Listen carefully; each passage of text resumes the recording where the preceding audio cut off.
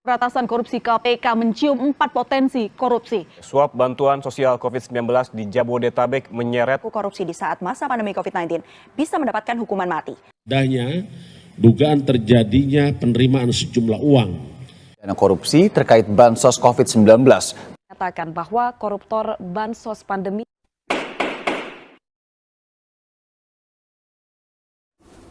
Halo semuanya, salam sehat untuk kita semua.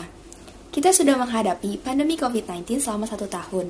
Hal itu pasti sangat berdampak pada kehidupan dan kegiatan kita sehari-hari. Seperti halnya belajar mengajar dari rumah, bekerja dari rumah, bahkan bersosialisasi pun harus berjarak. Protokol kesehatan yang menjadi tameng diri kita sendiri untuk menyelamatkan diri sendiri dan orang-orang terdekat kita.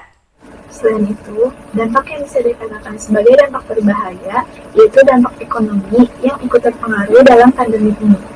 Dampak buruk terhadap ekonomi yang diakibatkan oleh pandemi ini tentunya membuat banyak orang kesusahan di masa pandemi ini. Dalam kurun waktu kurang lebih setahun, pandemi ini sudah bisa membuat pertumbuhan ekonomi negara kita menjadi negatif. Tepatnya pada kuartal 2 yang merupakan puncak dari semua kelesuan ekonomi karena hampir seluruh sektor usaha ditutupi untuk mencegah penyebaran virus SARS-CoV-2 penyebab COVID-19 ini. Oleh karena itu, sebagai warga negara yang baik, kita diwajibkan minimal untuk mencegah penyebaran COVID-19 serta melakukan kegiatan-kegiatan yang sudah disesuaikan pada masa pandemi ini, seperti bekerja dari rumah dan belajar dari rumah demi keberlangsungan negara. Bantuan pun sudah disalurkan dari lembaga pemerintah maupun non-pemerintah. Hal tersebut dilakukan demi mengatasi dampak dari pandemi COVID-19. Mulai dari bantuan berupa tunai, sembako, dan keringanan beban juga sudah digalakan. Namun, seseorang yang dipercaya untuk melaksanakan tugas tersebut malah membuat keadaan semakin buruk. Masyarakat patut kecewa dengan hal ini. Pasalnya, negara maupun masyarakat masih dalam kondisi sulit dalam menghadapi masa ini. Kita masih ingat, sekitar tahun 2020, KPK melakukan operasi tangkap tangan atau OTT terhadap 2 orang menteri, di mana salah satu menteri adalah menteri yang bertugas sebagai seseorang yang bertanggung jawab dalam menyalurkan dana pemerintah. Selain itu, pejabat skala daerah pun juga tak luput dari penyakit yang meresahkan ini, yaitu praktik korupsi.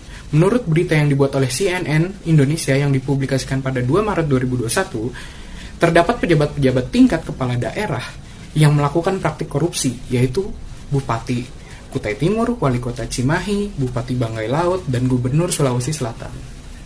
Menurut hasil survei dari LKPI atau Lembaga Kajian Pemilu Indonesia, terdapat 61,8% responden menilai bahwa tingkat korupsi Indonesia mengalami peningkatan selama masa pandemi. Korupsi sendiri menurut Robert Klitgard adalah suatu tingkah laku yang tidak sesuai dengan tugas-tugas resmi jabatannya dalam negara, yang dimana memiliki tujuan untuk memperoleh keuntungan secara pribadi, keluarga, kelompok dengan melanggar aturan yang berlaku. Jika kita kaitkan dengan dasar negara, yaitu Pancasila, praktik korupsi sudah melanggar semua sila yang ada pada Pancasila. Untuk sila pertama, pastinya korupsi tidak sejalan dengan perintah Tuhan.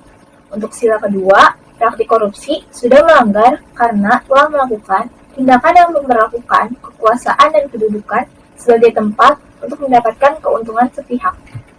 Untuk sila ketiga, praktik korupsi sendiri adalah tindakan yang dapat menghilangkan kepercayaan masyarakat, sehingga hal tersebut membuat masyarakat menjadi terintimidasi dan lama-kelamaan akan membuat hubungan antar masyarakat Indonesia menjadi tidak harmonis.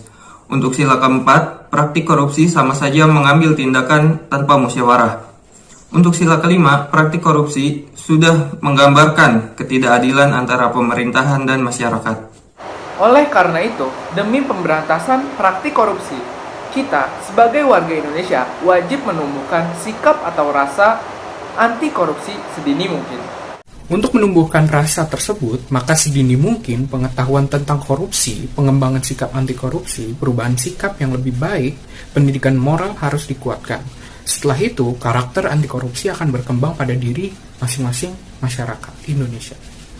Selagi karakter tersebut terbentuk, kita sebagai masyarakat harus menjalankan peran untuk memberantas korupsi yang tertera dalam Undang-Undang Nomor 31 Tahun 1999 pada Pasal 41 Ayat 2 dan Peraturan Pemerintah Nomor 71 Tahun 2000. Jadi, agar negara kita ini, yaitu negara Indonesia bebas dari praktik korupsi, kita sebagai warga negara harus berpegang teguh pada sikap anti korupsi walaupun korupsi sekecil mungkin.